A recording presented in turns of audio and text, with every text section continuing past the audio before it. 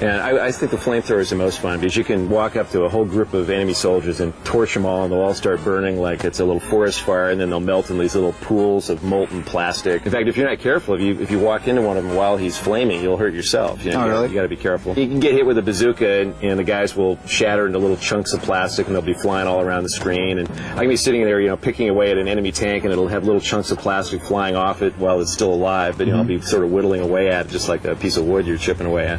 One of the nice features is it has a terrific multiplayer option, which we're supporting on both M-Player and Sega Heat. And you can go in there into these great multiplayer maps where up to 4 players can get in there and put some units around and have a big free-for-all. It sounds like you play this thing a lot. Yeah, I've played the game a lot because, you know, I sort of think of myself as the final QA tester for the company, and it shouldn't go out the door until I really like it. Sounds like you got a great game on your hands. Incoming!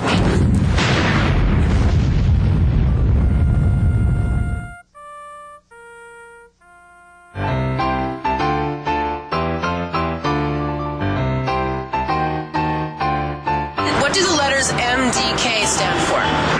MDK. Men don't knit? Can you guys tell me who Earthworm Jim is and where I could find him? In my shorts. You know, that is such a good place for him. Can you tell me who Earthworm Jim is? He's a video game. Oh, where can I find him? Probably in a video game. One of the most famous people in the gaming industry is David Perry. Now, EP got a chance to talk to DP. Over to you, Tommy. I'm here with, probably one of my greatest friends on the entire planet, Mr. David Perry. What was the very first game that you worked on? First game I ever did was written in BASIC, and it was called Drac Maze. And Drac Maze. I did the music. I did all the graphics, and I did all the programming. And boy, it sounded crap, and it looked terrible. And, it was really not great. My first big title was one called 3 Weeks in Paradise. 3 Weeks in Paradise? Yeah. Was that for the Commodore? It was for the Timex Sinclair. You came over to America. Get a phone call from Virgin. Hey, Dave, come to America. I've been watching Baywatch on TV, so I'm like, you know, hey, it can't be bad. Gotta go to America. Gotta go check this out. So I came over, and that's when I started that Global Gladiators. Global Gladiators. We're making this game, and then McDonald's turns up and says to us, "Where's the restaurant? Are you ready?" We're like, restaurant? You don't have restaurants in game. You know, how can you buy a burger? And we're like, well, we don't sell burgers. The biggest one I've sold over here so far is Aladdin.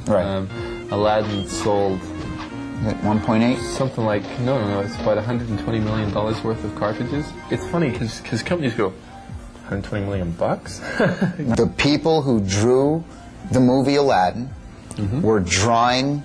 They actually drew every single frame of the animation. If you go into a Disney store, they sell those cells on the walls, and they cost like 250 bucks each. Effectively, they drew thousands of these for our game. You're thinking, is it worth all this extra effort? You know, are people even going to see this?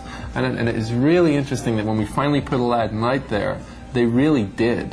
I mean, the public really do have an eye for something that looks really smooth, and they bought it in droves, and that let me set up my own company. So I just thought, well, hey, let's set up a company, hire in people that we like from England and from America, and effectively, let's just try and do it ourselves. Let's make a game for game's sake.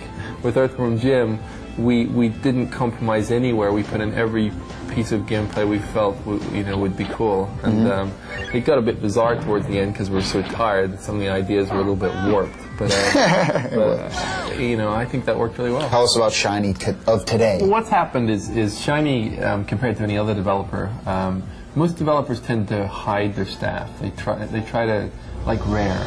Name one Rare programmer.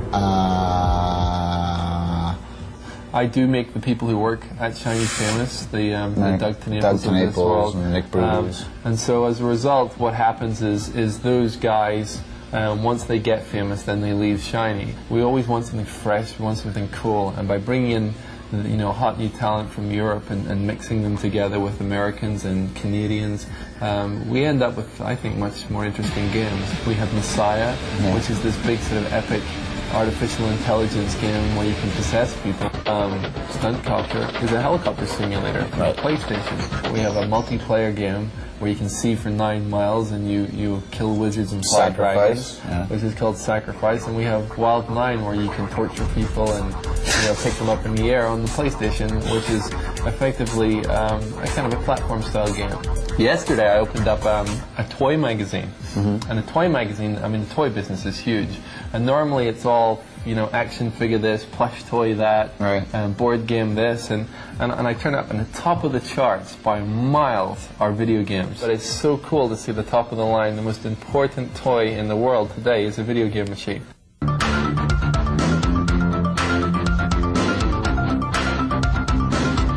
Hey everyone, this is NFL Blitz, created by Mark Trammell and Sal DeVita of NBA Jam fame. You're going to love the hard-hitting tackles and the secret moves planted within. Besides that, it's got some of the best characters in the business. If you'd like to control the God of Thunder, Raiden, highlight yes when you're entering your PIN and secret character name. Spell it R-A-I-D-E-N. The PIN number to control Raiden is 3691. Have fun with the God of Thunder and don't do any fatalities. Hey, it's time for the second 3 move of the week. It's another King Deadly chain throw. Start off with a standing hero. Then it's the Indian Deathlock, followed by the Deadly King's Bridge. Oh, that's gotta hurt. All right, pay attention. It's forward, down, down, forward, plus right punch, plus left kick. And then we're into the left punch, plus right punch. Then left punch, left kick, left punch, plus right punch. Left punch, left kick, left punch plus right punch.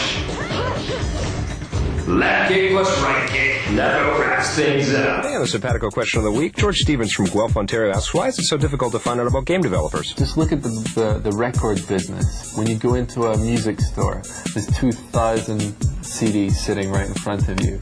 How do I know which one to buy? And then I go, there's a new CD from U2. I love U2, and I go and I buy that CD and I'm safe. And then when I was telling people this, I went, so what did Yuji Naka, the programmer of Sonic, do before Sonic?